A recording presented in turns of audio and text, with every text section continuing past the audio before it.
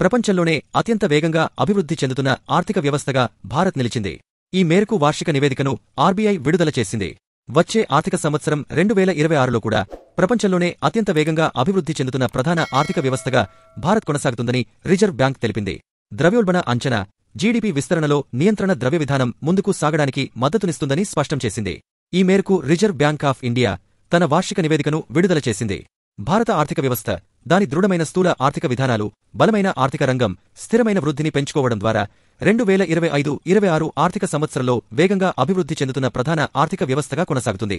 ప్రపంచ ఆర్థిక మార్కెట్ అస్థిరత, భౌగోళిక, రాజకీయ ఉద్రిక్తతలు, వాణిజ్య విచ్ఛిన్నం, సరఫరా గొలుసు అంతరాయాలు, వాతావరణ ప్రేరిత అనిశ్చితులు ఆర్థిక వృద్ధి, ద్రవ్యోల్బణంపై ప్రతికూల ప్రభావం చూపుతాయని ఆర్బీఐ వార్షిక నివేదికలో పేర్కొంది. 2025-26 ఆర్థిక సంవత్సరంలో భారత ఆర్థిక వ్యవస్థ ఆశాజనకంగానే ఉందని ఆర్బీఐ తెలిపింది. వినియోగ డిమాండ్లో పునరుద్ధరణ, ఆర్థిక ఏకీకరణ మార్గాన్ని అనుసరిస్తూ ప్రభుత్వం నిరంతరం మూలధనంపై దృష్టి పెట్టడం ద్వారా ఇది సాధ్యమవుతుందని అభిప్రాయపడింది. ఆర్థిక క్రమశిక్షణను కొనసాగిస్తూనే మూలధన వ్యయంపై ప్రభుత్వం నిరంతరం దృష్టి పెట్టడం ఈ వృద్ధికి మూల స్తంభమని పేర్కొంది.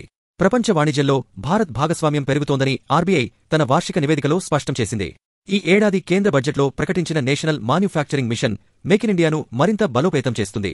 తయారీ రంగాన్ని పెంచుతుంది. అలాగే ఉపాధి అవకాశాలను సృష్టిస్తుంది.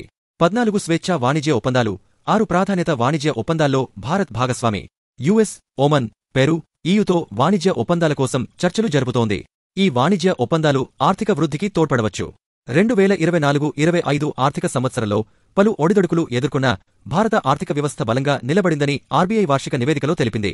ఇక డిజిటల్ చెల్లింపుల్లో భారత్ నాయకత్వం కొనసాగుతోందని ఆర్బీఐ స్పష్టం చేసింది.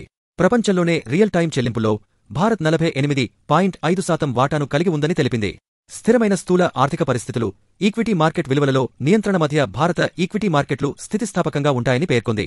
సరఫరా గొలుసు ఒత్తిళ్లను తగ్గించడం, ప్రపంచ వస్తువుల ధరలు తగ్గడం, నైరుతి రుతుపవనాల కారణంగా సాధారణం కంటే ఎక్కువ వర్షం పడి వ్యవసాయ ఉత్పత్తి పెరగడం వంటి అంశాలు ద్రవ్యోల్బణ నియంత్రణకు మంచి సూచిక.